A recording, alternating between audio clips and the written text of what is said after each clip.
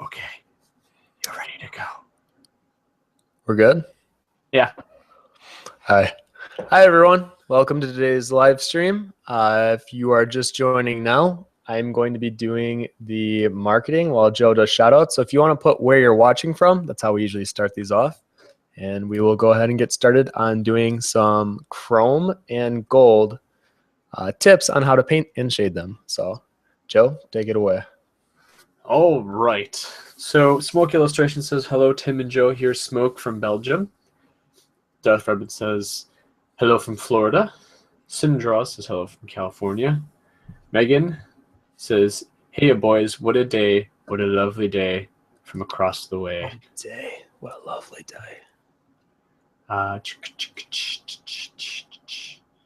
Kijo says, hi, I put my leather cat suit from last week away and now I'm wearing chrome armor. Please don't do jello or blood or something like that next week. That might become awkward.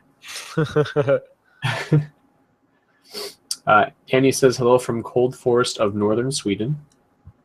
Ooh. That sounds awesome, actually. Like, Cold Forest. Yeah. Hey, everyone, greetings from Germany. And Fabian Dornbo says, it just hello from the Netherlands. I am Matt says, I'll be honest, it was hard to pick this over Fallout 4. Hello. My Steam friends list is just Fallout 4 right now. Just everybody's playing Fallout 4. Rachel Downs says, greetings from Seattle. Neil Burton says, greetings from Canada. Christy McAfee says, hello from Portland, Oregon. I can finally catch a live stream. Yay for no school. Snow day. Right. This is greetings from Slovakia. How's your week going so far? Oh, how's the week going so far? How's your week going so far?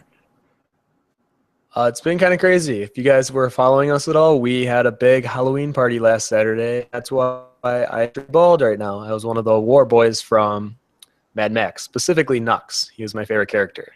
So if you guys want to see what me and Joe and the rest of the roommates look like from Mad Max, we'll put a picture somewhere in the description after the stream's over. It was kind of crazy. Some would call it mad. Dave T says, greetings from Lithuania. Jay Donovan says, oops, and hi, Joe from NC. Andrea says, hi from Denmark. Diamond George says, and it just disappeared. Where'd you go? Oh, hi from Louisiana. Car says, hello. I miss Joe masking tape mustache. Oh man, I haven't worn a masking tape mustache in a while. That might come back soon. Classic Steam says, hello from the room next to you. Who? Classic Steam. I don't know who you are. It's like the room next to me is definitely an attic. And the room next to me is outside. I like legit looked outside as if anyone was They're just like out there watching on their little tablet. We'll do one or two more. Divine Karosh says, hi from Poland. We're actually have Independence Day here today. Oh, no school. Happy Independence Day.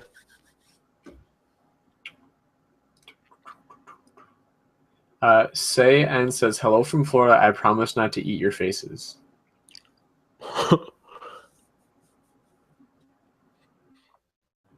You. I think that's it. That's the note that we leave off on. All right. Yeah, I'm ready. Okay. All right. Officially, welcome everyone to the CG Cookie live stream. We do these every Wednesday at 2 p.m. Central Time, and it's -5 GMT if you're watching outside of the States. We usually post the topic. Actually, now we're going to be trying to post the topic on Tuesday, the day before, and then we'll post the day of with all the links and the photo, kind of like a little preview of what we're going to be doing. And today we're going to continue the material studies that we've been working on, and we're going to do chrome and hopefully a gold study. And these are two that are very heavily requested, and may not be able to see it clearly, but I have a whiteboard full of the entire course that I'm working on, and it should be released near the end of November. But gold and chrome are two of the ones that I'm for sure going to be talking about. We're good. And I'm going to do a sphere demonstration of chrome, and then we're going to take a gold demonstration. I'm going to take a real life object, so I'm taking these antlers, and I'm going to essentially paint them gold. And it's the idea that you can use reference, and it doesn't even have to be exactly what you are drawing. So in this case, this is obviously just like a bone marrow or bone texture. And in my mind, I should be able to visualize and implement gold and the material of gold onto these. And I'm just using this more for like shape and form and seeing where the lighting falls on it. So that is what the plan is today. And if you are new to the streams, you can ask any question you want about digital art or concept art, or anything funny if you want to ask something strange. That's what we're here for. We want to make sure that there is communication between CG Cookie and the people that are following. And that's kind of the goal of these. So yeah, ask away. Joe will be the moderator. That's right, I didn't even say I'm Tim Von Rieden, and I'm joined by Joe Chico. Hello. And let's go ahead and get started. All right, let me switch this over.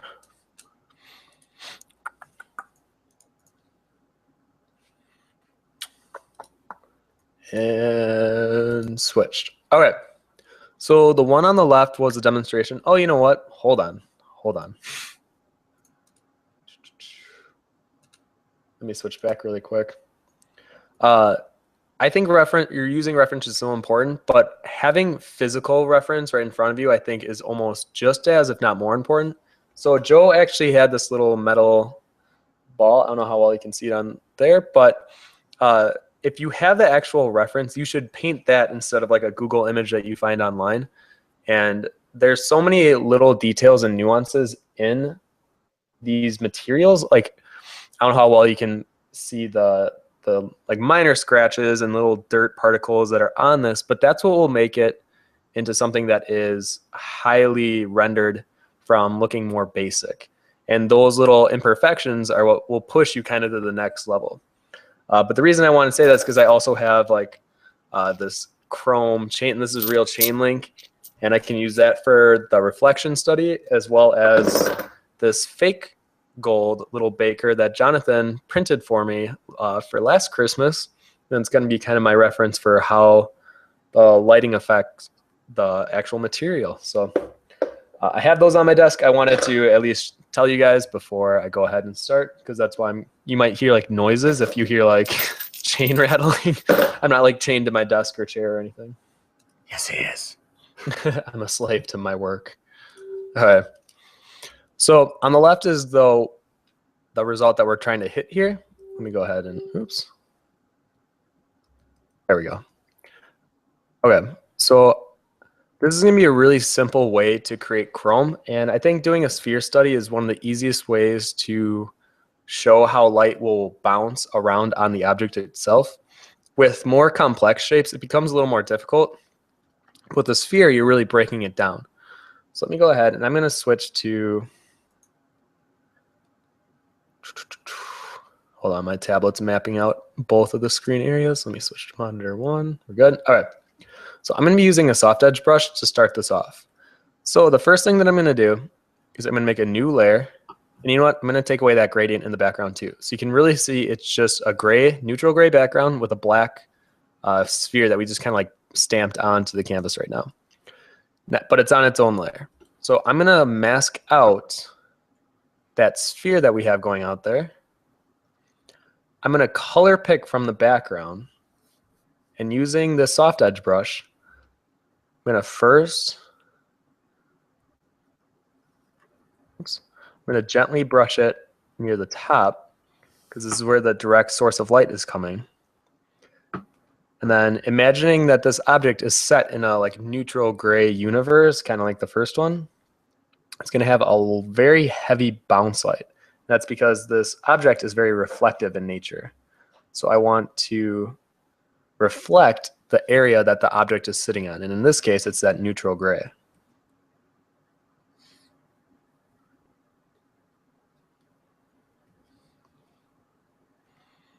you can already see how we're starting to build the sense of form just on adding the soft edge brush. And this is why I recommend trying out a few different brushes, because if I tried doing this only with the hard edge brush, it might actually be really difficult, or it just might be really inefficient, because then I'd have to spend a lot more time trying to smooth it out.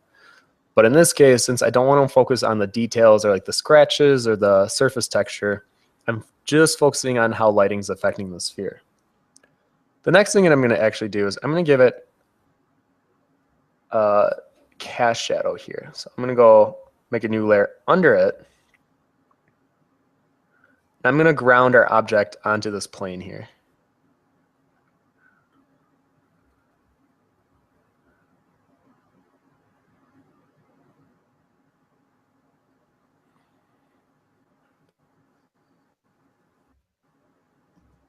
Be careful that it feels in relation to the direction is hitting the sphere. So the shadow would probably be just a tad behind it as well, instead of being like in front like this. Okay, now since we added this cast shadow, and since we've already kind of deciphered that this sphere is highly reflective, the sphere is going to reflect that shadow as well. And this is why shiny materials can be tough, because you really have to think about how much the light is bouncing. Because with more matte or more absorbing objects, they absorb the light, and then you have to worry about what's going on inside of them. And that's where you get like subsurface scattering. And that's why it's not like one is easier than the other. It's just they're different properties, and you have to recognize what material you're working with.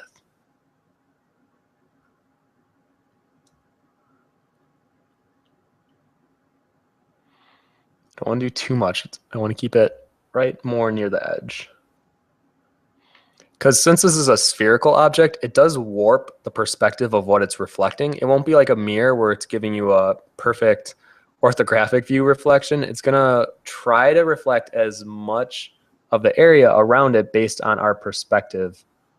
And that's why the shadow is going to be very tight, but it might even go up the lip a little bit. You know what? Let me actually mask it out so you don't see the marching ants around it like that. There we go. Now you may notice sometimes when you mask things out, you get like a little line. That's because your mask wasn't 100% perfect, or it wasn't sure exactly where to cut it off. So usually I'll let that slide until the very end, and then I might make a new layer on top of everything, which I'm going to do right now really quick to show you.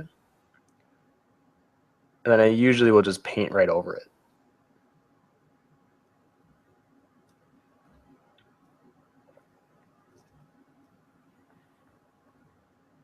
Sometimes editing a mask can take, or just be very time consuming. And if all of it takes is just like a few quick brush strokes on top of it once you're done, I have no problem spending that time. Something like that. You can see the difference before, after. Yep, you know what? I think I went a bit too high on that.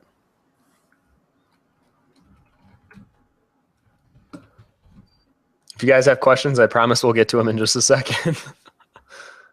So just trying to get to a point where I can start doing the detailing, because that's where I can spend more time doing that. But for the base, I want to keep it moving here. All right, so now to really bring in this idea that there's perspective in the plane that it's sitting on, I'm going to make another new layer. I'm going to mask out that background square that we have going on right now. And I'm going to create a gradient going down. Something like that. And you can see how it does separate the form from the background more. And this implies that the light is closer to us, so then the area in the distance is further away. So it gives this impression that the object is sitting on this plane that kind of is like an infinite background. And it's like a never ending, but that slight gradient gives it more of a feeling of form of the object.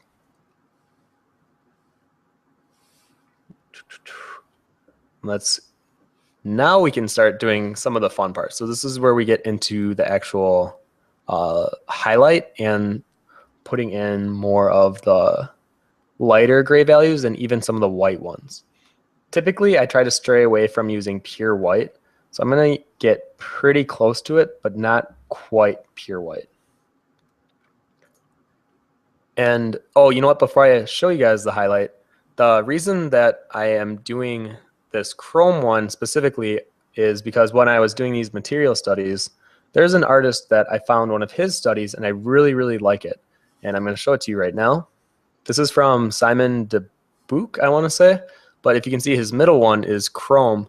And the reason I really like all of these is because the light source is very apparent that it's one of those, I forget what they're called, but it's like a rectangle with two very long strips of light inside of them. And it's very easily depicted in the chrome, the metal flake paint, and the glass material. And I really like that it showcases how reflective these surfaces are compared to like the rubber or the wax. And even the gummy, it still has that highly reflective surface, but it doesn't reflect because of all the bumps and imperfections on the gummy that kind of distorts the actual pure reflection that the chrome and the other two have. So I'm going to be doing the same thing, but rather than doing the rectangle light, I'm going to instead do more of like a light that's in like one of those Pixar lamps. And you can see it on the first one. It's very simple. The light bulb itself is the pure white, and then the area around it that's more of like a light gray. That's supposed to simulate the actual, I guess, surface that the bulb sits in. It's like the lamp head, if you want to call it that. So essentially, I'm going to recreate that on our new one over here. Okay, now we can get to some questions. I'm sure we might have one or two. Or 20. All right, Smoke Illustrations asks, someone on the Concept Cookie blog had a great idea to do monthly themed contests without prizes, but just to see us develop and keep us motivated. What do you guys think about that? I like that idea. I know it just becomes a little harder for us to fully manage it, but if it was more of like a self-functioning and it was kind of community ran, I think, yeah, I would love that. Yeah, I think that'd be great to keep everyone on the, rolling.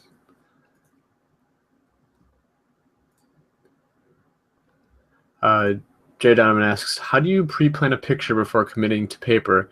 I find myself floundering about when drawing, and my work and workflow is suffering severely. Any suggestions towards being more efficient? There's part of you that really has to believe in yourself. And I know that sounds super cheesy, but when you start your painting, even in your mistakes, you adjust and you allow things that might not be 100% perfect, because then that allows for happy accidents or those happy mistakes where it actually will improve your piece and you weren't planning on it. So I wonder if I have my sketchbook on me right now. I do not. Right now I'm working on just a fan art piece, and I really, really, hold on. You know what? This will better explain it once I get it really quick. Hold on. Joe, entertain them.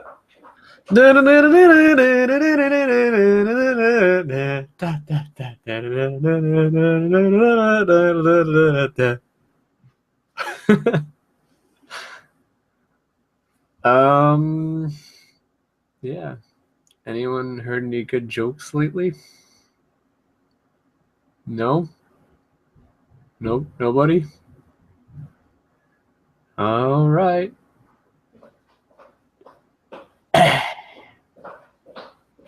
As like 5 people just leave the stream. I have no idea what you did. I just heard noises. Okay. Yeah. This is a good thing I can show you, because essentially I think I made a mistake, but I'm adjusting to make it work. Okay. So right under the dragon's nose right here, you see how there's this really uncomfortable tangent where the scale line and the underbelly of his belly meet, and it creates this weird line that the nose seems to be like touching right over. If it was up to me and if I was going to redo this, I would definitely move it so that it's not this uncomfortable tangent right there. Even the spacing between some of the characters is a little off, but that's because I wasn't planning on it entirely. But I trust myself enough to adjust and work with what I'm given. So, I really tired from just running up the stairs. Come on, Tim. Let me. Oh boy. Okay, let me switch back over. But the idea is, you just have to go for it. And I think a lot of the times we're too scared to start. But once you get going, you'll find yourself having these moments where you're like, oh, that's really cool. I didn't think of that before. But if you never tried, then you never give yourself that opportunity to be surprised, is I guess what I'm trying to say there. Let me switch back over. All right. Ask another question while I apparently have to catch my breath. All right. Well, while you were gone, I asked if anybody had any good jokes lately. So we got a couple of those. Tier 1. Nerdy Beauty says, "Did you hear about the goldfish that went bankrupt?" Is he a silverfish? Now he's a bronze fish. Tim, come on. You're close. That was close.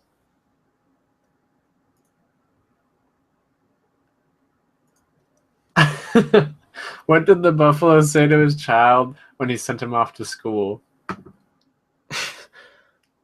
Not sure.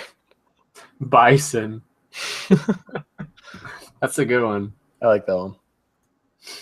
All right, serious now. All right, serious. Super serious.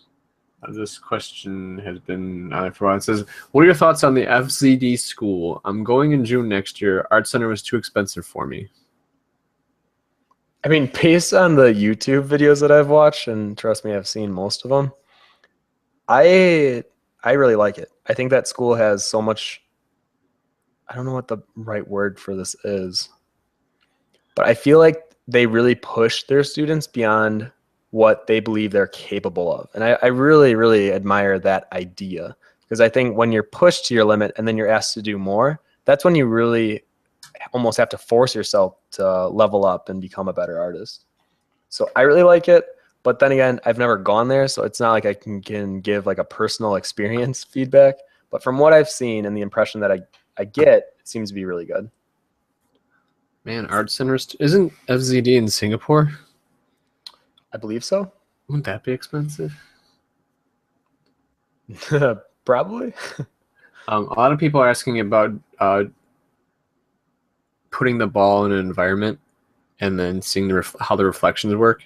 For example, Andre asks, how do you know how to wrap the reflection around your subject, like when you see the surrounding in a reflective surface?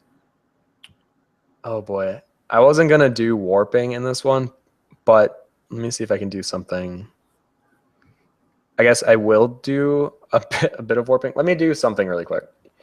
All right, because I think this is a big thing that people ask about, but I think you guys should know it's not as big of a deal as people make it out to be. Because a lot of the times you can improvise with some of it, and if it gives the idea that it's reflecting, oops, that's what really matters. So hold on, let me make like that color. So I'm going to have this red sphere be warped onto the chrome. It's going to be reflected, but it's going to be warped because it's more near the edge here. So let me first kind of shade this out. Is there any other questions on that kind of same idea? Yeah. Tijal asks, when you place a chrome ball in a room, it reflects clearly a lot of the room. How do you start on creating it? How do you start on creating the perspective on that sphere? It's very similar. And then I believe someone else had the same question. So I just want you guys to know, this is like a master study type thing. Like, unless if you're specifically doing a painting of, like, if you know that famous one where the guy's like holding the metallic sphere and it like is showing everything in the surrounding room. Yeah. I don't think in actual concept art I've ever seen something so elaborate ever. And it's usually like implied. So I'm going to show you guys how to imply it, because unless you really want to get intricate and show the entire room reflecting, I really don't think it's too necessary. It's a great learning experience. It doesn't hurt. But in terms of like warping on the side, unless if you're doing, I know like airplanes and sometimes a lot of sci-fi stuff, usually it's reflecting either the land below it or the sky above it. And I'm almost thinking more of, do it quick. So they look like this, and it is like if this is the plane here, it's gonna look like the worst plane. I'm sorry. Here's the windows, front window. All right, so on this thing, it's usually I want to say it's concave. So the way that this would work is this half would reflect the ground, and then this half reflects the sky, and that's because of the way that they're angled. So this creates a really cool effect, and you see this a lot. I would study more stuff like that, where you're heavily reflecting the ground and the sky rather than like individual objects around the object, because that's usually more visually impressive for concept art than like accurately, reflecting this red ball on the side of the sphere. Fabian Dornbos asked, how would the sphere look like if a person would be holding the sphere and the person would be reflected in the sphere? Study MC Escher. Mm-hmm. He's the guy who did the one Is that it? Yeah, Okay. he's Was. he's the Dutch artist who did that. All of his stuff is insane.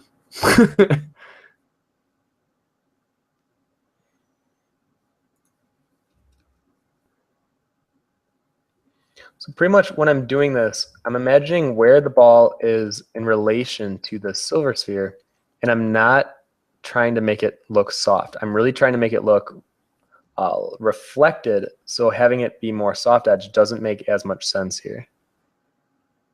It needs to be more of like a hard edge reflection. Then I gotta reflect the lighter red near the top, but not too much because we can see it's reflecting more of the shadow side. So I just want to have it slightly there.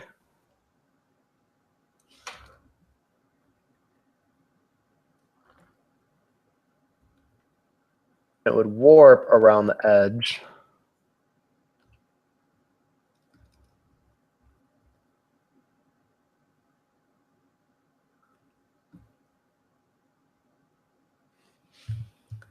Something like this.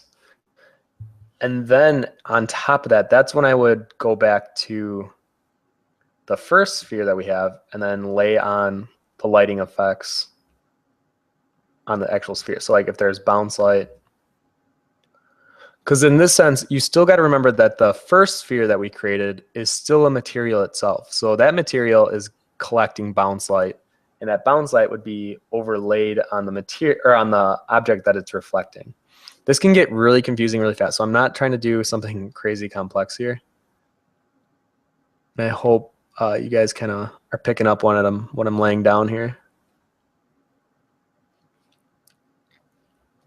So something like this, and that's kind of how I would reflect the objects in the room. So if there was one on the other side, I would imagine, let's say it was like a bit more in front, it would probably come across and then down and curve around. So this is where I would really recommend just doing a study of what was the name? Escher? Yeah, MC Escher. And just going to like Google image search and being like metal chrome reflection and just studying how it warps around the object. For something that's so spherical, it's a little easier, but if this base material was something more complex, that's when you see things reflected being more implied, and they'll just do like a stroke of red on the area that seems to be facing the object that it's reflecting. Okay, I'm gonna keep going here because if we're gonna have a gold study in this live stream too, I don't wanna go too overboard here. So the next thing I'm gonna do is I'm gonna add some texture to our sphere. Right now it's looking a little matte, and I wanna add in some water stains, some cracks, some little divots. And initially I'm gonna give it this texture brush here. This is in the CG Cookie brush pack. And what I'm gonna do is I'm just gonna lightly graze. Let's see, let's pick more of a darker gray, not too dark, just a tad darker. I'm gonna just slightly brushing it on. you can see how it's just giving more of a texture to the sphere. It's not like adding too much value or taking away value. It's more or less just giving it a texture feel to it. So if I turn that layer on and off, you can just see the minor difference. And if you feel like it's getting too dark, then I would take a lighter gray and do the same thing. So lightly brush it. Actually, I like how I did this one better than the example one. Now from here, I'm gonna mask it out again. Let's go ahead and draw in some small cracks and little divots. For this, you don't have to be perfect by any means. I think actually having you go more fast on this area might be better, because I think if we go too slow, then those cracks and imperfections might look too forced. And even with the way that I laid on the almost like a glitter brush on the first one, it feels more forced. So I'm gonna try to work with it being more natural looking. All right, we can take another question. All right, we have a couple questions about swordplay. Oh, okay. Let's just take them all at once, get them out of the way. Toby Fox asks, Tim, a while ago you showed a picture of, I think it was Chase, sitting down on a wooden pier surrounded by leaves and reflecting in some water. Was that piece abandoned, or will we have to wait for your graphic novel to be published? No, I can show it to you really quick. The reason I put it aside and I haven't fully published it yet is because, and you guys might, actually this is a good topic to bring up, you might come across a point in your art where you realize you're not at the level you want to be. And for me, it was with foliage, and I felt like I had to do more studies of the way that light reflects on plants and foliage. And he has a lot of it around him. And I felt like I was doing more of an average, mediocre job on it. And I wasn't really proud of it. So I put it aside, decided I would have to do some studies first, and then I could go back and work it up. I think this is where I left it at. And then let me find the other version.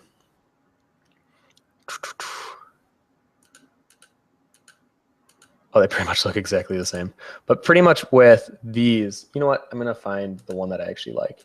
I was relying too much on color play. And as much as I really like working with color, I think there comes a point where you're relying on color to bring interest to it when you could just be relying on the quality of it. So I think I was slipping a little bit on my quality too. Let me see if I can find. It should be right here.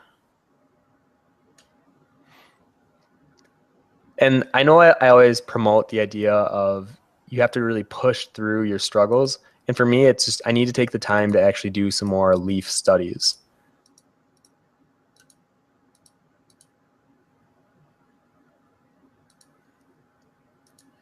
You know what? I'm going to have to show it to you guys a different time. I don't know where the... Oh, wait. Is this it? This might be it.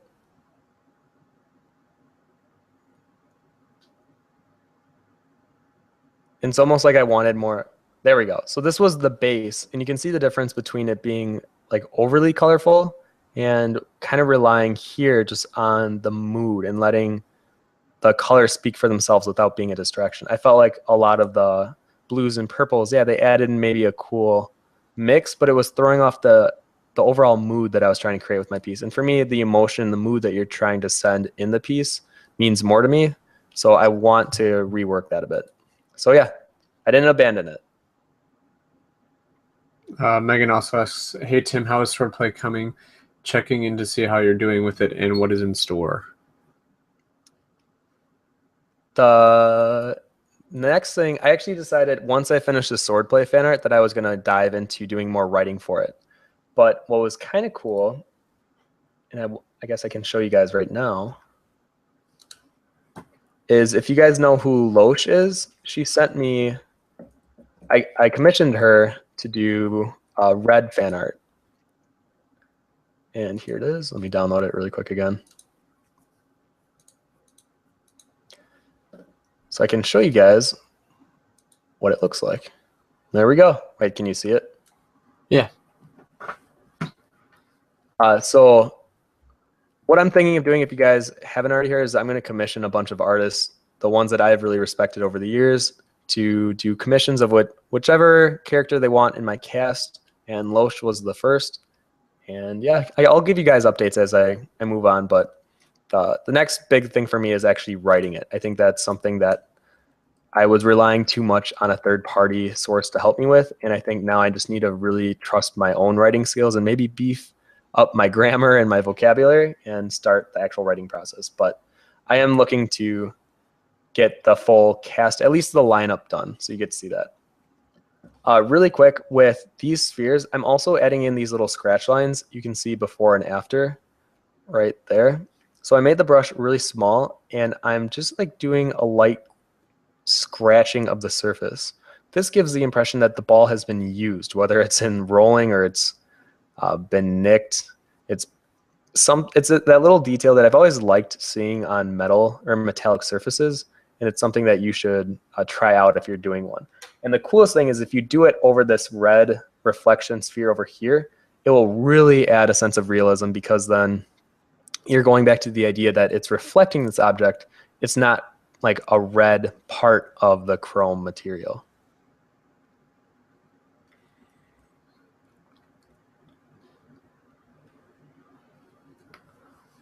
Nerda Beauty asks, for Joe and Tim, how do you guys use your soft and hard brushes? As in, which one is used for detailing, which one is used for blending, etc.? I think for me it varies. Typically, I actually use the chalk brush for everything nowadays, it seems. But I think even doing with these material studies, I need to learn that I can't just rely on one brush. And I think the easiest way to, at least for me, I don't know for you, Joe, but for me, it's when you're doing things like this that are very smooth. I like using a soft edge brush first and then using a hard edge brush to do the details.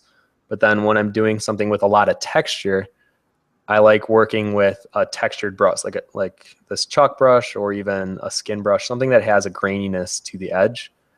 And I guess the only time I would specifically work with the hard edge brush, and I used to work with only the hard edge brush for quite a while, is if you want to leave some of your strokes behind, but it's intentional. You're letting it be more painterly without having to use a painterly brush.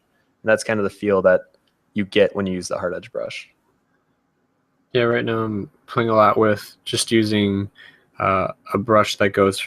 I'm using a normal hard edge brush, but I have it set so that whenever I click with my pen tablet, I can adjust both the size and the hardness. So I usually jump anywhere between 50% and then 100%. I generally start off with 50%, and then if I'm doing, say, something like soft skin, then I drop down the hardness to 0. Or if I'm doing something like armor or something, I usually bump it up to 100%.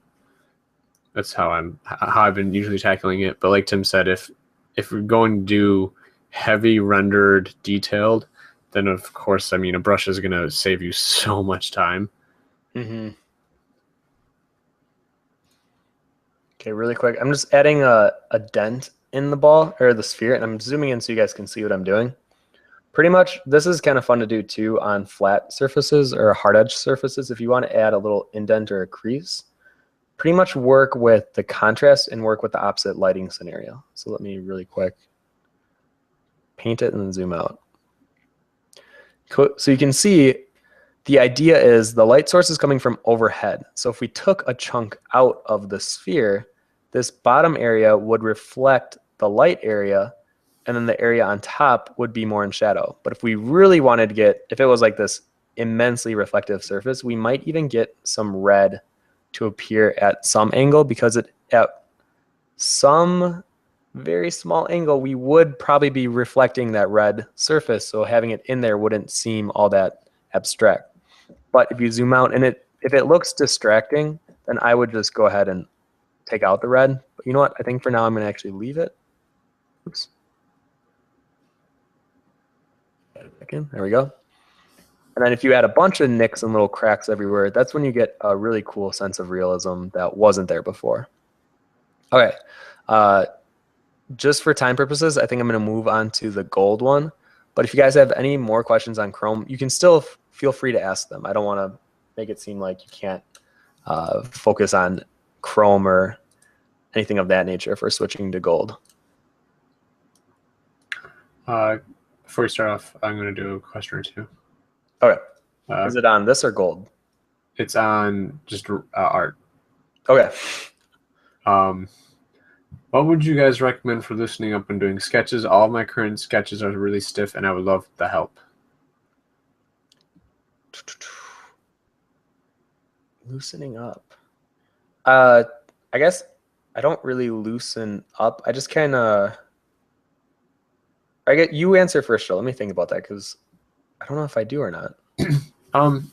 When loosening up, I usually just turn my brain off and let my hand take the wheel and just go. And then that's kind of how I do a lot of my warm-ups. I'll make up random shapes, and then I'll try to see objects out of those random shapes and then try to recreate them into an object. But I also recommend studying CSI movements, not the show, the just the idea that of curves, like C and then the S curve, and then instead of just a straight line for an I, what you do is you end up, if you took a C and you were to unbend it, is essentially what it would be. But those tend to help with showing fluidity as opposed to stiffness, such as triangles or square shapes.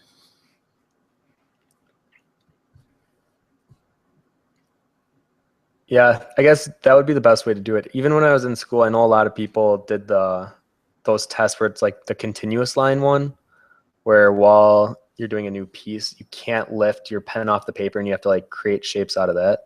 And that's kind of a fun one. There's like a few of them where you just kind of go and there's no real intention behind it. You're just focusing on the shape language that pops out at you and what seems to be interesting and working with that.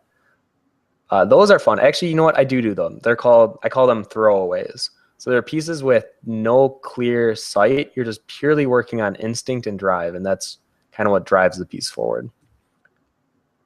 All right, I'm going to switch to gold while we answer this next question. I'm going to get it set up.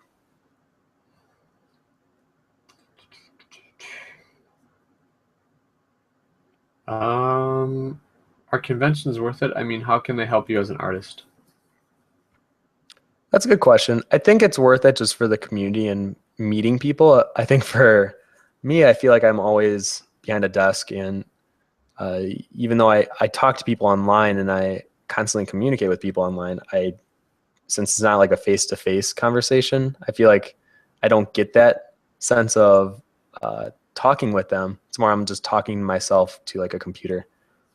But in terms of money, from the friends that I have that we go to conventions together, I would definitely say it's worth it. You definitely need to know the market that you're going into and your target audience and what exactly you're trying to sell.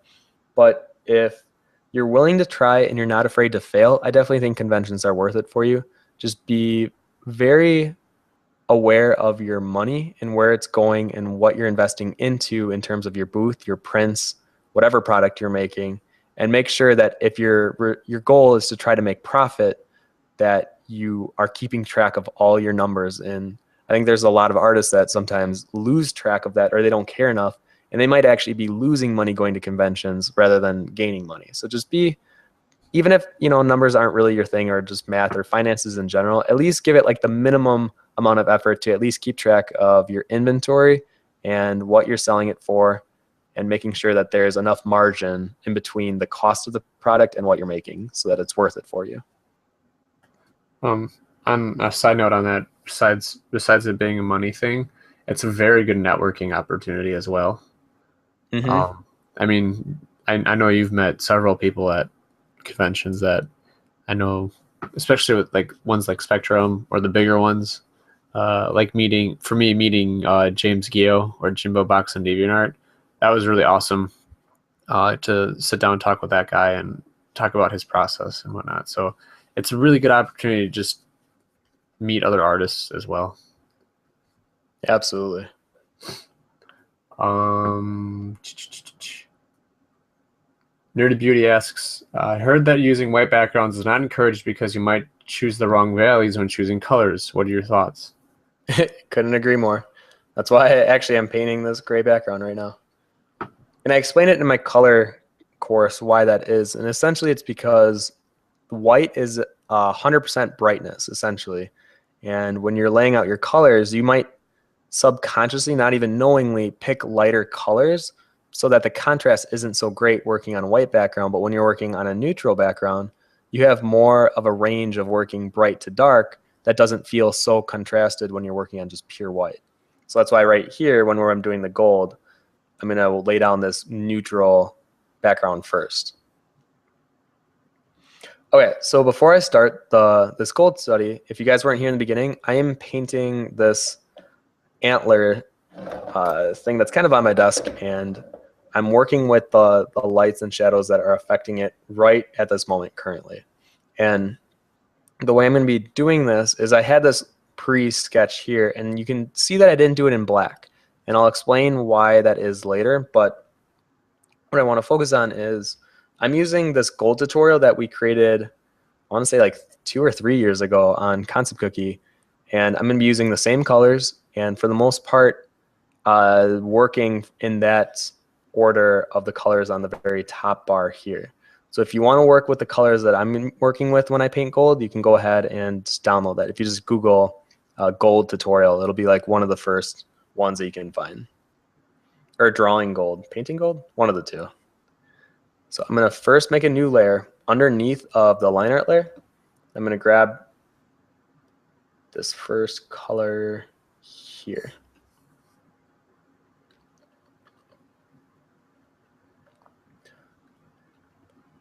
That's the first color? Yeah, so this is this one here. That's gray for you. That totally does not look like that same color. Right? And because this is against a white background over here, this looks darker. But then when you go over here, it looks lighter. It's color harmony is one of the coolest things I've ever had to study. And it's one of those things that I know throughout my entire life I'll never fully understand, but every time I find something else new about it, I'm always like, oh, that's kind of cool.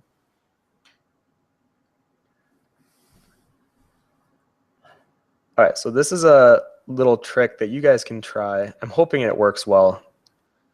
Is if you go way outside the lines and then select your magic wand tool, select the area that's outside of that object and click delete. And essentially, that's how I usually paint bucket things nowadays. And then I'll usually mask out the area inside of it. So if you're one of those artists that take the time to erase every edge around the area, maybe try this. And if it works for you, awesome. It's worked for me like 90% of the time. So something that maybe you could try too. All right, so now I made a new layer and I masked out the horn. So now when I draw in, it'll only show in the actual horns we got here. Oh, you know what? The light changed on me. My monitor is blocking any light source on the horns. I'm going to move this really quick. I wish I had like a secondary camera so you could see like in the corner a little reference that I'm using here, but you're gonna have to just trust me that I'm painting the light as I see it here. So I'm gonna grab the second color here. I'm gonna lay it on where the light source is. Let me see if I actually like painting on top. You know what? I do. I'm gonna paint right on top of the line art layer too. I know this makes a lot of people nervous, but you can paint over your line art. It's taking that first step to not feel constrained or restricted by your line art. Unless if you're purposely trying to have a really cool kind of signature line art, then you have to learn to work with it. But for me, I usually like to cover it, and I've learned that if I do it sooner than later, it helps me feel more confident throughout the entire piece, rather than having to like try to edit it later on.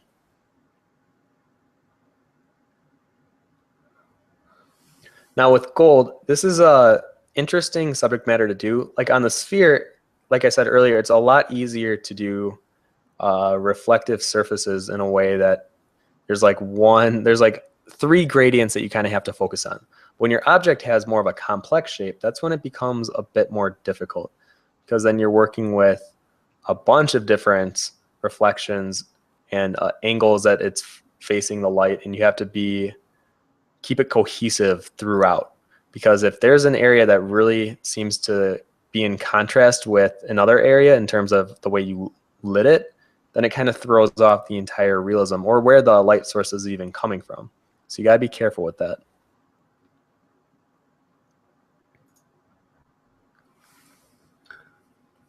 Dave T asks, Tim and Joe, is it a good thing to study / practice every day, all day, in quotations, anatomy? I enjoy it, but I'm scared because I feel like I won't be able to convey it in my pieces. Please help. This is something that I think Joe and I talk about a lot. It's good to do studies. I don't want you to think it's wrong to do studies. I think my biggest problem is when you don't apply those studies, because you could be doing studies all day, but until you actually learn to apply it to your own work or do your own experimenting, you're not gonna grow as an artist as fast as you would if you were doing studies and applying it to your work.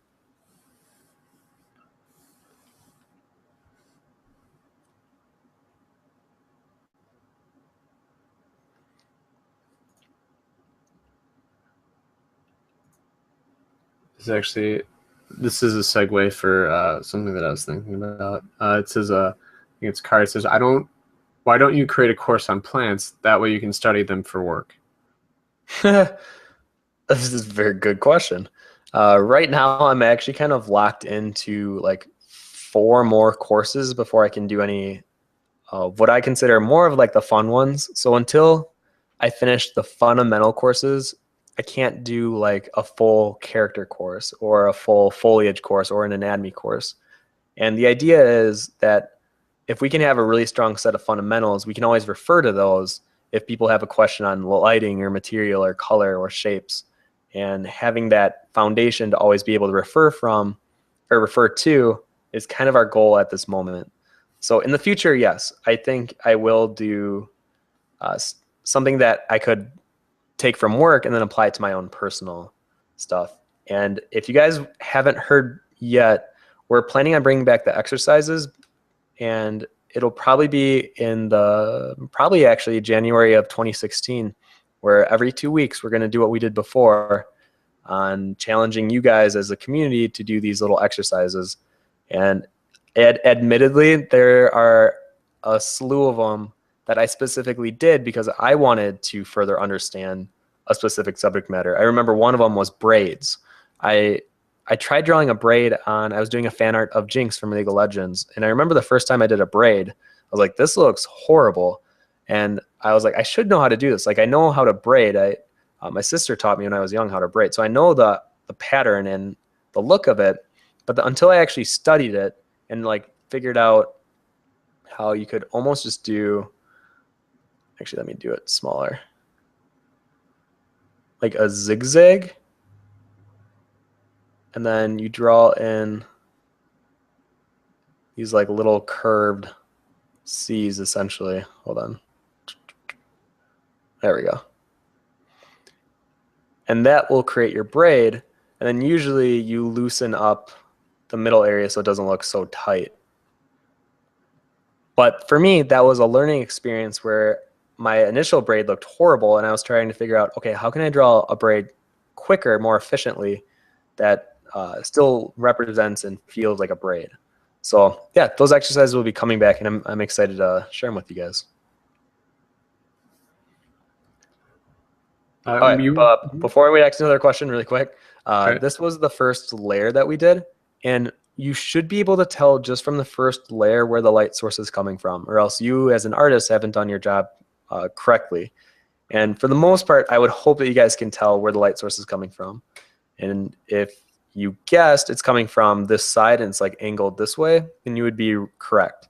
And it should be shown in that mainly through the areas that aren't so complex. So the area on top of the head still could use some work, because with that, you can't really tell exactly where the light source is coming from. But with these antlers, it becomes a lot more obvious. Okay, the shadow's on this side, the light's coming on this side. The light source is most likely coming on that side. And if you look throughout the entire horned piece that we have, if it's consistent, so like this horn should be very similar to this one in terms of how it's treating lighting, then you know that you've got a light source in the scene here. So now as we continue further, it should become more and more obvious where the light source is coming from based on how we're laying on these lighter values. So that's what I'm going to be doing as we go ahead and get through some more questions here. Uh, what I was gonna, well, I had a question for you. Are you gonna still be doing a plant material, or is that? It got kicked off my list. I'm hoping I can do it. Right now, that is under the special materials, and since that one is so heavily focused on subsurface scattering, I really wanted that one to be with skin. Yeah. So in the future, I think I will do a plant one. Actually, that's what I probably will plan on, one of the ones in January, because I think there's more than just a few people wanting to draw foliage and have it feel right. And even myself, I would love to do it just so I can finish that chase piece. So yeah, I do think that will be added in the future, the near future. Okay. Yeah, and the reason why I put these two questions together was, um, I think a really good way of conveying, uh, like, because I know the person said that they were struggling with studying. If you can study something and then reteach it to somebody, and they can understand it, I would say you have a pretty good grasp on the subject matter at hand. And the same goes for painting things as well. Mm-hmm. Tigil wants to know, when chrome gets old and damaged, does it lose its shine? Does it end up looking more like iron? To be honest, I'm not sure. That's something I have to do my research on when I do the chrome material. I do know as it becomes as any reflective surface becomes older, typically there's like a sliver film of dirt and dust and grime, whatever it might be, that kind of layers on top of it. And that alone I know will weaken the shine. But in terms of does it actually, like the material itself, does it kind of fade? That I will have to do my research on. I think that it depends on what happens to it. Like if you take a look at, um, I've had to have my car rotors replaced quite a bit, and those usually come in pretty dang shiny. And then 6 months down the line, after it's been through snow and stuff, it's usually just corroded and gross. That's the word, corroded. Uh, like nuts and bolts usually get corrosion when water touches them. Yeah. Um, I'm trying to think if they lose their shine though. I don't, because I think you can clean it, right? And then it might still have that look. I don't know. I'm not sure.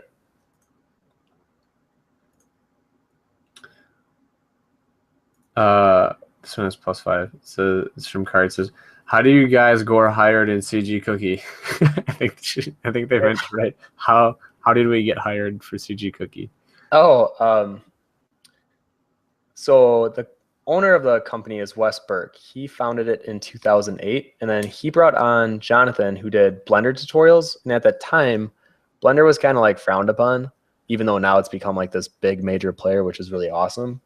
So initially, I graduated in 2008, or sorry, 2011, and they needed a concept artist to do work for Jonathan for his Blender tutorials. So initially, I got brought on just to do kind of just work for Jay and then maybe do tutorials on my own. So my interview, I had to do a tutorial, and it's one that none of you guys will ever see or ever will see because at the time, I hated having anyone watch me draw, let alone having to talk while I draw. So that one was a very interesting experience, but I gave it my all, and they gave me this opportunity where they kind of like put me on trial for about 6 months.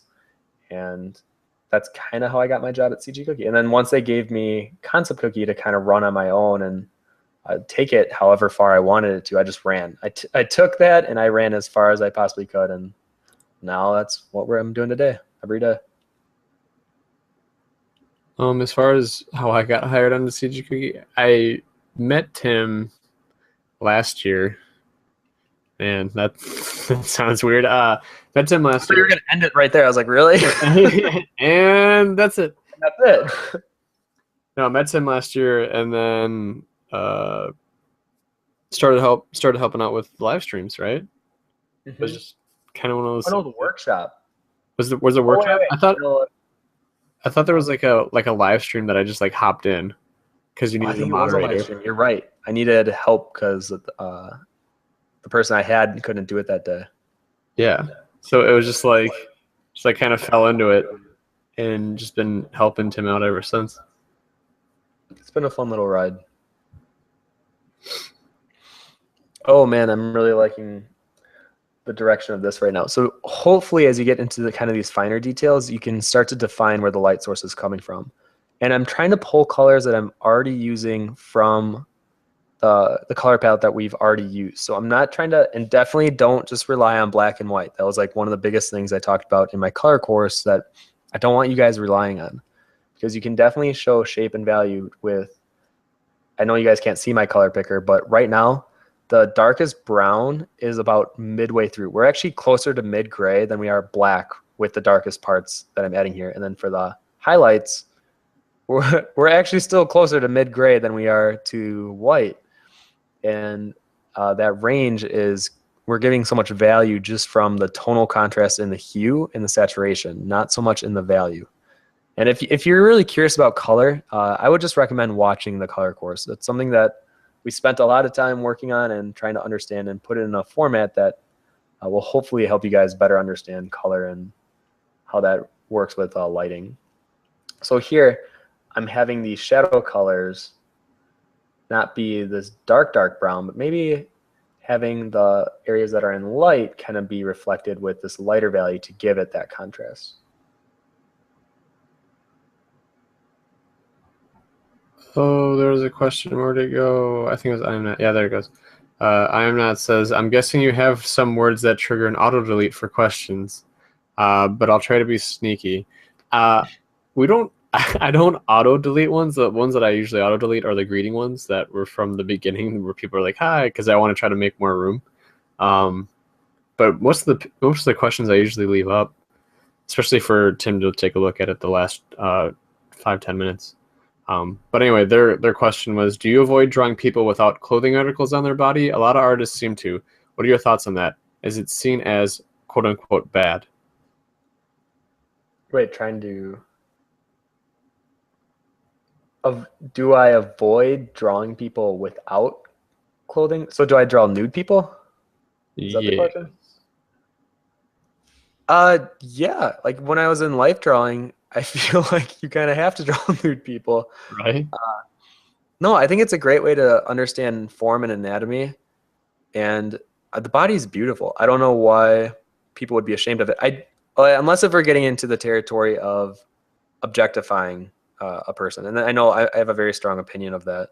But the body itself, I actually find very beautiful, and to really understand how those forms reflect light or how they bend, and like if the body twists, how the underlying anatomy twists with it, and understanding how that works. I think drawing naked people essentially is super beneficial. So yeah, I would definitely do it. And I think a lot of artists do it. Maybe they just don't show their studies, or at least if they went to art college, I'm like 95% positive they had to do a light drawing class. And a lot of the times you just don't see that posted. I was going to say, majority of BAs and BFAs are required to take a life drawing. And they should be. For illustration art. I don't know if you can opt out of it or not. It's such an important class. Right? I'm going to go to the bottom of the list.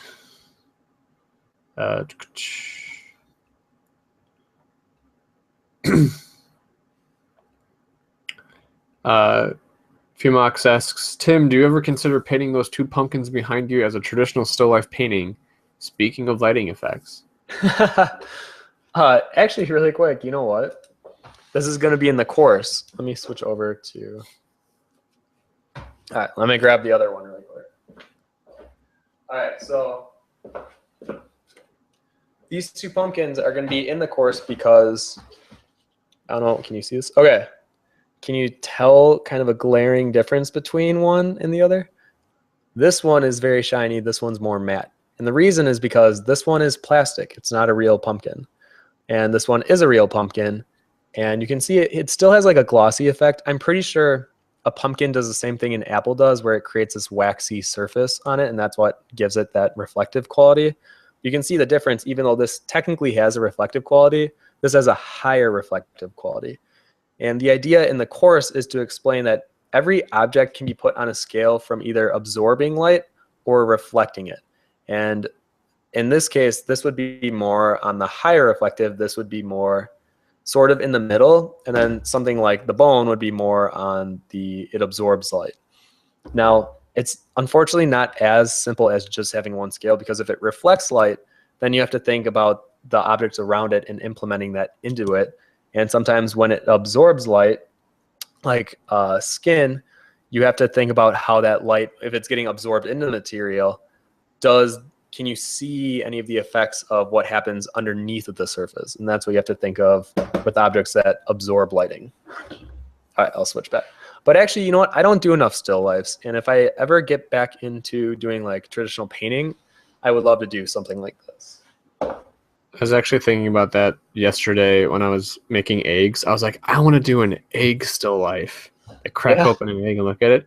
And then Andrea posted one in her sketchbook yesterday, and I was like, I had that same idea.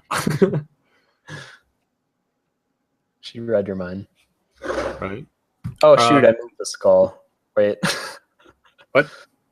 The horn, sorry. I gotta get that same lighting. Oh. Oh, there we go. Okay, we're good. Tigil says, I need a few more people to help out in the community collaboration project. I want it to be a perfect square. Would you mind giving it a little shout out so people know about it? Yeah. Actually, yeah. If you go to community.cgcookie.com, that's pretty much where our CG Cookie forum is. And on there, we have a lot of people that post their art, their work in progress for feedback or tips on a drawing or something cool that someone saw that someone else should see, in terms of, it could either be art related or not art related. But the cool thing is this community seems to be growing really fast, especially on the 2D side, whether it's people submitting their own sketchbooks and updating it almost daily, to people like Tigil, who are awesome, by the way, who are doing these community builders, where the idea behind this one is he's making essentially a giant quilt of our art, and they stitch together. And the idea is everyone gets a little square, a little patch of the quilt. Now, I'm not like, not a physical quilt, but like a visual quilt. And everyone gets a little patch of it. And the idea is their patch will be a continuation of the one before it. And then the person after them will continue where the lines on theirs go. Or at least that's my understanding of it. And I think it's a really cool idea. So if you guys are interested, you should check it out on the community post. And we'll put a link in the description on our DeviantArt and our YouTube and on the community live stream post we did.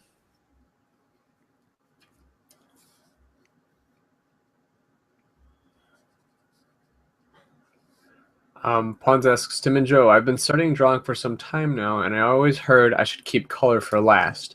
When did you guys start including color in your work, and when did you guys feel like it added to the whole piece? I was one of those stubborn artists that like always used color. And I went through a lot of trial and error, I can tell you that. I think it's really good to understand, well, first, what color is, but working with values is extremely important. And I agree with people that say you shouldn't be focusing or worrying about color until you really understand value, because value alone can really say a lot about your subject and separating the forms from each other. And color can just be an additional way to do that. But the term color for me is hue, saturation, and brightness. And brightness is another word for value. So essentially, when you work with value, you're working with 1/3 of what color actually is. So it's easiest to understand how to work with color when you break it down into the 3. And I think that's why it's recommended that you learn grayscale and painting and value first, because then you learn the brightness side of what color is. And then you can focus on implementing chrome or saturation and hue into play as well.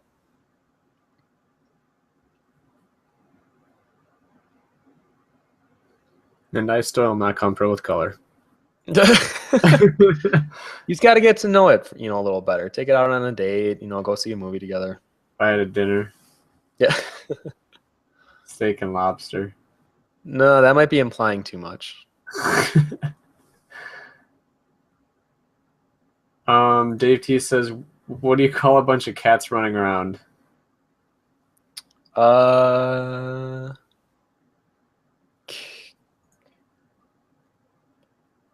don't know. Catastrophe. Oh, Oh, oh, oh, oh, oh, oh. oh. Mail for Glen Coco. Oh, you haven't seen. Okay, you'll know who he is by next week. What? Jabba the Hutt. Oh yeah. For you guys who have followed me for a while, know that I don't like having affinity for sci-fi stuff, but I'm willing to watch, and I've seen all the Star Wars films except for Return of the Jedi. So this weekend I'm going to be watching it, and I will finally know what happens. I'm assuming the good guys win, but you never know. You never know. Well, sorry for the spoilers, but the good guys No, win. no spoiler. But it's how they win. That's very interesting. I don't know if they win or not.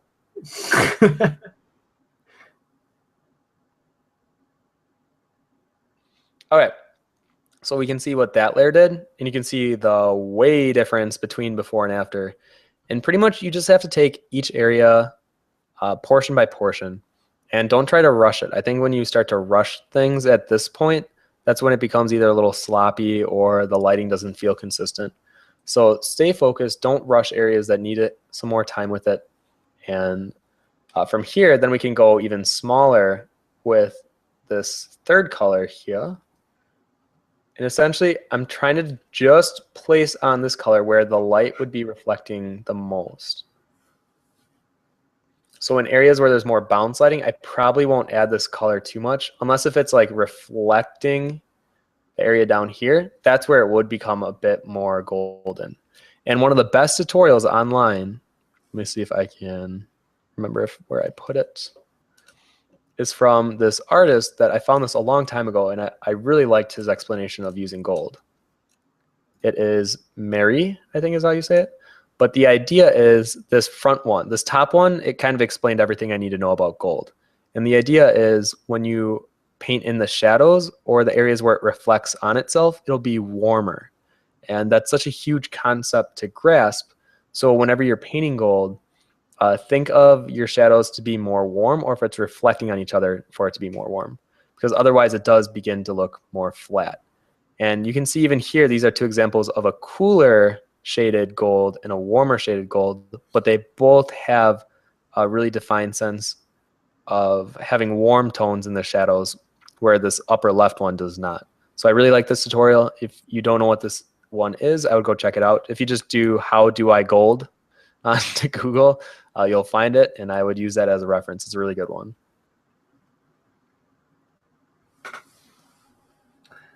Shlomi546 says, every time I'm starting a serious drawing, I find myself stuck in the middle of the drawing, putting it aside and then forgetting about it. That's a bad habit. This is one of those things where I feel like I'm constantly arguing, or at least talking to artists, that they should not be doing. And that's just abandoning all their art or being embarrassed to show it.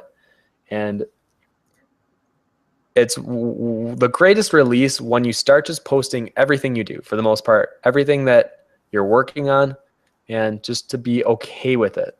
And the idea is that you should then look back a year from then and be really proud of how much progress you've made.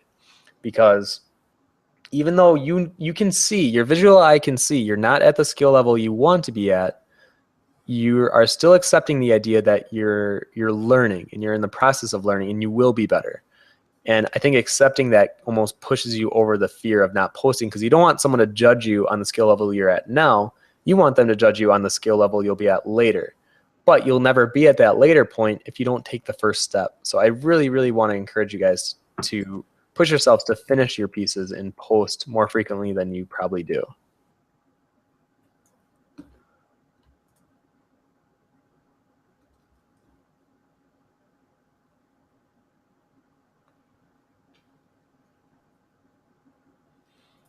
Hey, what are we at? Okay, we got like 5 more minutes. I can paint this gold.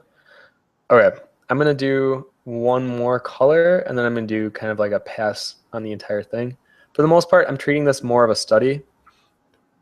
So I'm not going to go highly rendered with it, but enough where I feel like I reached an understanding of the forms and it looks like gold. If it doesn't look like gold, then I got a problem.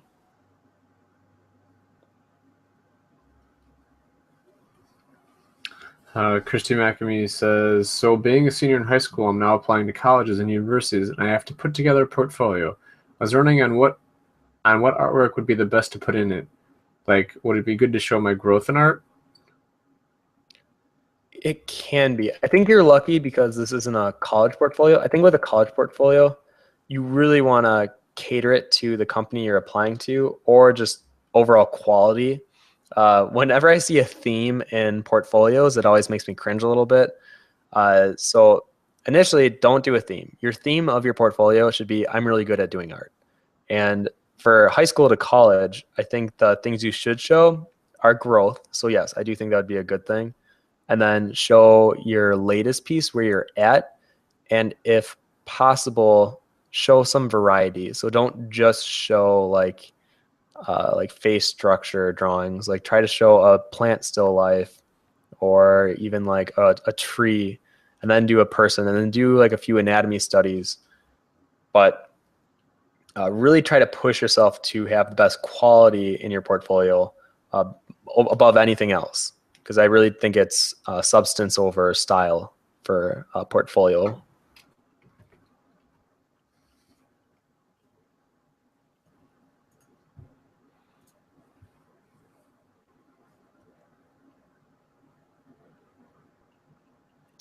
All right, really quick, one of the last things we're going to do with this is I'm going to add some bounce lighting on this.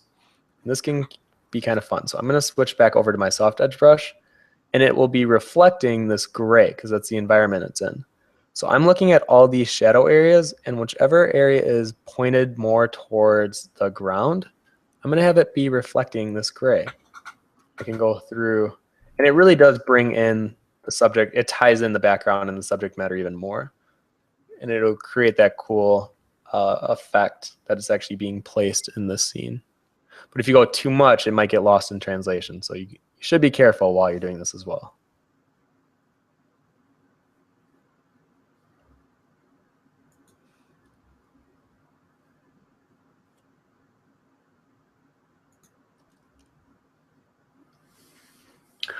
Tijol asks, have you ever missed a deadline when making art for a client? Any tips on being punctual with your art when you are very busy? I'm doing some freelance work at the moment, and it's very difficult to plan everything because there's a lot that has to be done. Oh yeah, I've definitely say that I've had a few bumps and bruises along the way of learning. But if your goal is to be professional, try to be as punctual as you possibly can with every deadline that you're given. And if you know that you probably won't be able to do it, I would fess up to them as soon as you kind of realize it. Because if you hold it off to the end, then they'll become more angry. But if you are more honest with them and you keep that communication open throughout, then they can only be mad at the idea of it rather than being mad at you for waiting so long. I've seen more, at least in my experience, I've seen more understanding than being like angry. So if I were you and you are communicating with this contractor, whoever it is, or this employer, I would definitely let them know that, you know, your time is being a little, your time is getting tight and you're not sure if you'll be able to finish in time, but if you get an extension, you think you'd be able to finish it. And be realistic with yourself too. I think it bothers me when I hear artists say how fast they can do something when really it probably would take them a lot longer than what they gave the employer. So you definitely be honest with yourself and how fast you can actually go. And yeah, I guess that's the best way to treat it.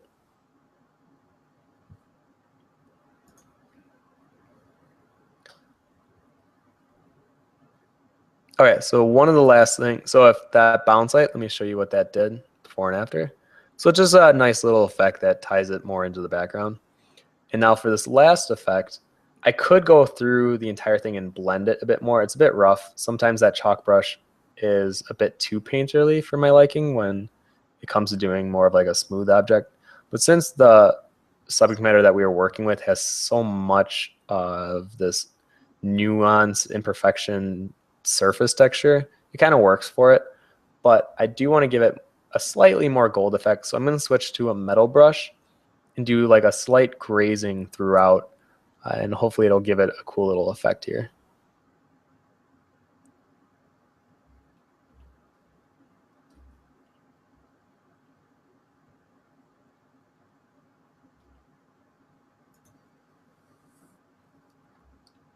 Nerd Beauty asks, when doing line art or sketching, how do you use lines and line width to add details? For example, the way you detailed the antlers in your sketch. I guess I'm a little confused because I don't have line art in my antlers anymore. If you're talking about like the initial sketch, Yeah. find that. To be honest, this is such a chunky line art. I just used my chalk brush and I tried to just outline it essentially. And in areas where there was shadow, I just kind of roughed it over. And then from that point, I just paint over the line art itself and I leave the area that was in shadow. But when it comes to doing line art, at least with my traditional stuff, I am very conscious of where I'm adding thicker outlines and where I'm adding thinner ones. I've become more favorable of lost lines and not having it be like a solid line, but then in some areas really letting that line be apparent and strong. And I guess it kind of just depends on the effect that you're trying to give out. And for me, it's usually trying to direct the viewer's eye in certain directions and give it a nice pleasing little path. But I've seen like really cool animation styled characters where they really have fun with line weighting and it'll represent something different. Like I've seen one where it would represent like strength, or if the brushstrokes were really, broad and fast looking, it would represent like a confidence. So you can definitely represent different things with the way that you approach your line art.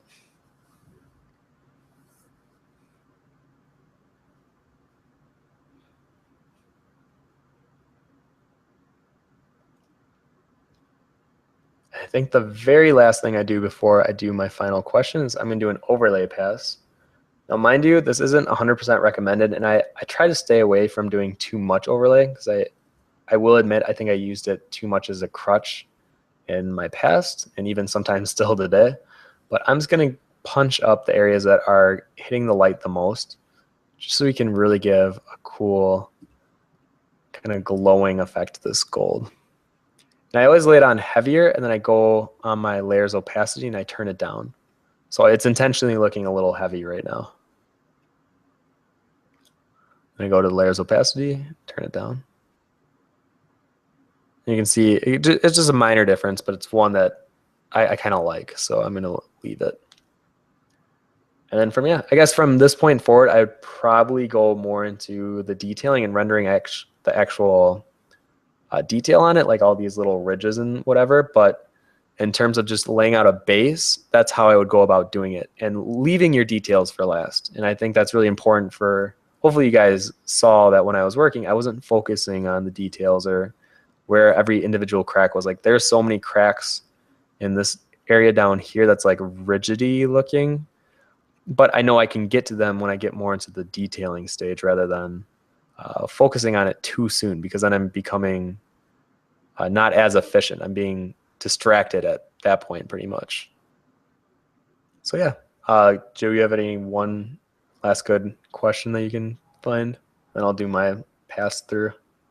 Yeah, this is actually a pretty good question. It says, Tsara360 asks, paperwork of freelancing is what I have trouble with. How often do you plan on answering emails, plan projects, and taxes? How often do I plan on answering emails? Paperwork of freelancing. Oh man, yeah, to be honest, that is a really tough question because I've never done in like a line of freelance where I would have to, I guess, keep track of everything. I've done usually like 1 or 2 a year. That's like a serious freelance job. And a lot of the times I do it through CG Cookie. So the times that I have done it on my own, I try to be very responsive. So be very if they ask you a question, make sure you're responding like right away, or if you have a new update, make sure you show them, let them know. But in terms of your taxes, I know that's a whole nother ballpark that I don't have that much knowledge in that area. So it's something that you try to find an artist that you know does a lot of freelance and just email them and be like, please, could you just give me kind of a rundown of what I should keep, what I should be aware of, what I should, I guess, be prepared for when it comes to tax season and what I should do.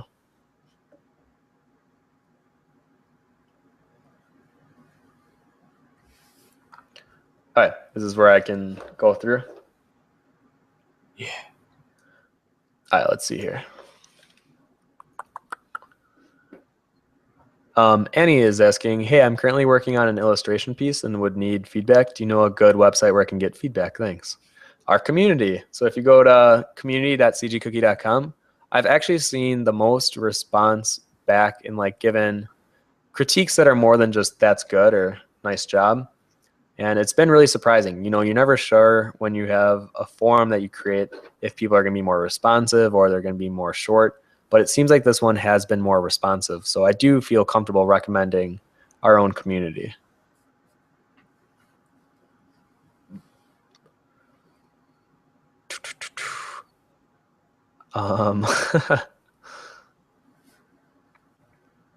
Oh, digital, good question. Is gold seen as a color, and what color goes great with it? I love the combination of gold and red or gold and black. Gold is technically a combination of colors, and it is highly reflective, so it's a hard color to define. It's kind of like saying chrome's a color. Even though you know it has like a silver property to it, a lot of the times what makes chrome look like chrome is like the heavy contrast between the light and the shadow. And the same kind of goes for gold, but essentially it's almost like a warmish yellow, dull orange. That's kind of the base color, I guess you could say. But the book that I was reading, that is like, what does each color say about themselves? And gold represents a richness or a elegance. And if you use it in your pieces, it implies luxury. And the reason it looks so great with like, actually almost any color it looks really great with, but it works almost best with either a neutral color, white or black, just because then the gold really stands out by contrast. And with red, I think it's been more associated with royalty. So that's why I think that combination has been associated with that. But I love that combination as well, because red is my favorite color and gold is a close second right now.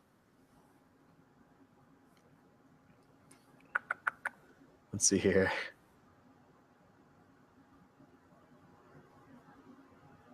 Let's see if I can find one more really good one. Oh, we'll do two more. Okay, Joe, for both of us, what pet would you love to have if you could choose anything in the world, even wild animals are on the table? Well, if my allergies aren't into like effect or rule, oh man, any type of pet. Like, am I a beastmaster where I can control them to where like, you know, Sure. and did they say real or not? They have to be real. Yeah.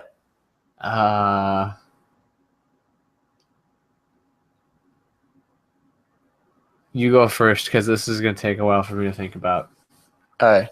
I really like animals that have really big foreheads, really smushed in faces, are seen as more like chubby with like little appendages. So if I had to choose any animals, a bulldog, I've always loved bulldogs. Manatees, I think those are wonderful. The wombats in Australia, I feel like I'm forgetting a really big one for me. Oh, obvious. Pigs. I love pigs. I think if I could have any pet in the world, it would be a pig, and I really want one. And eventually in my life, I will have one. It's not even like, oh, you know, I want a pig. It's no, I'm gonna get a pig. I don't have one currently. Those are the animals that I really love, and probably I actually really like cows too. If they're chubby and seen as like dense, I think I like them. I think I'd have to say if I could have any, I'd want like a lion or a bear, like a giant grizzly bear. Like the lion would be cool because then you could just, you know, it'd be like a giant walking carpet thing. Same with a bear. and it'd just be a really cool friend to have. And like the lion, you could like ride in a battle, have a giant fluffy mane. Um, and then like the bear would just be cool because like, have you seen bears? They act like people a lot of the times. Like when they go swimming and stuff. No, Yeah, bears are great. bears are pretty awesome, I feel like there's very few animals I actually dislike. right? Yeah. Deep sea fish. I But don't even like those are them. super cool, you know? They're cool, but I would not want one as a pet. I guess that's true. Yeah, I guess as a pet, I guess that's how I kind of feel about cats. Okay. That will be the end of our stream. So thank you guys for coming. And the reason that we did materials, if you weren't here in the beginning, is we're going to do a material and texture course that's coming out later this November. So this was supposed to be like a little snippet of what to expect. And if you guys have any suggestions on what you want to see in a live stream specifically for a material and texture, leave it in the actual post we put on the community, because next week and the week after, we're going to do more materials. So I would want to do the ones that you guys want to see. Most specifically, I wouldn't be surprised if we see subsurface scattering next week, and I might do like an ear probably. That's a little more simpler than a hand, and jello or like a gummy bear or something, and try to explain that phenomena a bit more. And then the last week will be whatever you guys want. So yeah, leave that in the comment on the community. We have a lot of links I know we'll post, but we're gonna go grab food and then we'll come back and post all the info that you guys need. So. All right, Joe, any final word? I had something I totally forgot, and I'll just probably write it in the live stream post. Solid. Yeah. All right, thank you guys for coming, and hopefully we'll see you next week. Bye, everyone. Bye. Ah!